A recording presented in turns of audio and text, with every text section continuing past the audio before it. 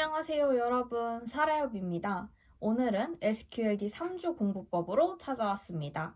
저는 일단 비전공자이고 데이터의 대자도 모르는 초짜입니다. 하지만 마케팅 직무를 준비하면서 이 SQLD 자격증을 취득하게 되었습니다. 저는 준비 기간 중에 설이 껴있어서 온전히 3주를 다 공부했다고 보기는 어렵기 때문에 저의 플랜에 빠르게 따라 하신다면 2주 안에도 가능할 것이라고 생각합니다. 이제 제가 사용한 교재에 대해서 말씀드리겠습니다. 가장 먼저 모두들 아실 거라고 생각하는 이 노랭이 책, SQLD 노랭이 책을 사용하였습니다. 그리고 두 번째로는 제가 데이터에 대해서 잘 모르기 때문에 홍쌤의 SQLD 비전공자 편을 구매하여서 수강하였습니다. 1일차부터 5일차까지는 홍쌤의 강의를 모두 수강하였습니다. 1일차에 1과목을 수강하였고 2과목의 파트 1, 2를 3일 동안 수강하였습니다. 그리고 마지막으로 파트 3를 마지막 5일차에 수강하였습니다. 아무래도 데이터에 대해서 처음 배워보는 것이다 보니 이해가 되지 않는 부분들이 훨씬 더 많았고 이게 무슨 말이지? 하는 부분들도 많았습니다.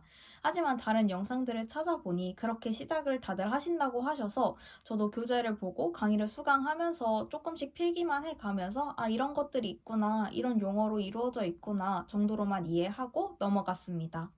6일차부터 8일차까지는 이 노랭이 교재를 풀었습니다. 그런데 여러분 이때 절대 좌절하시면 안 되는 게 틀리는 게 정말 맞는 것보다 훨씬 많아요. 그래서 진짜 이게 맞나? 이렇게 준비해도 되나? 라는 생각이 드실 수가 있는데 이때는 당연합니다. 아직 데이터에 대해서 잘 모르거든요. 그래서 틀리는 게 맞는 것보다 훨씬 많습니다.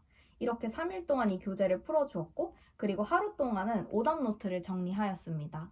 유튜브에 이거를 잘 풀어서 설명해 주시는 선생님들이 계시기 때문에 그 영상을 보면서 아, 이게 왜 틀리고 왜 맞는구나를 조금씩 제가 노하우를 알아갔습니다. 그리고 11일 차에는 단권화 작업을 진행했습니다. 아무래도 홍쌤이 주시는 자료가 방대하다 보니까 매일매일 보기에는 조금 무리가 있어서 중요한 개념들만 제가 따로 모아서 단권화 작업을 했습니다. 이런 식으로 단권화 작업을 해서 약 30페이지 정도로 만들었습니다. 단권화 작업으로 약 300페이지의 자료를 30페이지로 줄인 이후에는 매일 아침 그 자료를 보면서 복습하였습니다. 12, 13일에는 홍쌤의 기출문제 5회를 풀고 오답 정리까지 마무리하였습니다. 그리고 14, 15일에는 이 노랭이를 다시 풀었고 16, 17일에는 홍쌤의 기출문제를 다시 풀었습니다. 18, 19, 20일에는 이 이기적 모의고사를 풀어주었고 20일에는 이 이기적 모의고사에 더해서 노랭이도 같이 마지막으로 한번 풀어주었습니다. 정리하자면 1일차에서 5일차까지는 홍쌤의 강의를 수강하였고 6일부터 9일까지는 노랭이를 풀고 오답 정리를 하였습니다. 그리고 10에서 11일차는 다시 한번 강의를 수강하면서 단권화 작업을 하였습니다. 12, 13일에는 홍쌤의 기출문제를 풀었고 14, 15일에는 다시 한번 노랭이를 풀었습니다. 16, 17일에 마지막으로 홍쌤의 기출문제를 다시 풀어주었고 18, 19, 20일에는 이기적 모의고사를 풀고 마지막 날에는 노랭이까지 다시 한번 풀어주었습니다.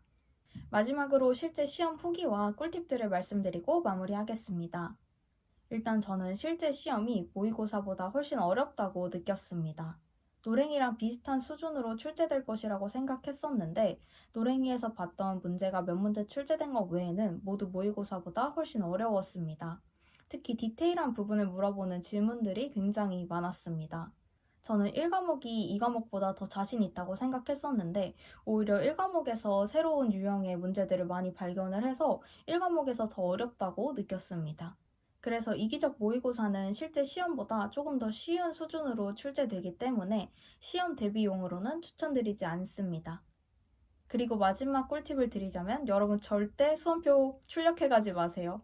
수험번호만 알고 계셔도 충분하고 수험표도 따로 확인을 안 하기 때문에 필요가 없습니다. 그래서 저는 다른 데서 일부러 프린트를 해갔었는데 꺼내보지도 않고 그냥 그대로 돌아왔습니다. 오늘 제가 알려드린 공부 방법이 여러분들에게 조금이나마 도움이 되어서 모두들 원하시는 결과 얻으시길 바랍니다.